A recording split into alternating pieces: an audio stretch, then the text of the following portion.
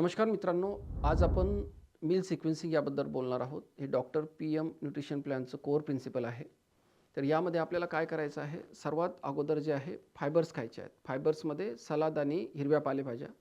यानंतर तुम्हाला प्रोटीन्स खायचं आहे. प्रोटीनमध्ये काय आहे, जसं अंकुरित कडधान्य आहे, उसळ खायची आहे. यानंतर दही, पनीर, तसेच यामध्ये कोणते पदार्थ आहेत आणखी अंडी, मछली, यानंतर आपलं चिकन. तर ह्या प्रोटीनयुक्त गोष्टी तुम्ही खाऊ शकता. यानंतर 3 नंबरला तुम्हाला हेल्दी फॅट्स खायचे आहेत. यामध्ये काय येईल, जसं नट्स आहे, सुके मेवे आहेत, त्यामध्ये बदाम आहे, अक्रोड आहे. यानंतर शेंगदाणे, तीळ, जसं सूर्यफुलाच्या बिया, भोपळ्याच्या बिया हे तुम्ही खाऊ शकता. थोडं नारळाचा तुकडा. यानंतर तुम्हाला जे आहे फळ खायचं आहे. त्यामध्ये पेरू, सफरचंद, संत्र यासारखी फळं तुम्ही खाऊ शकता.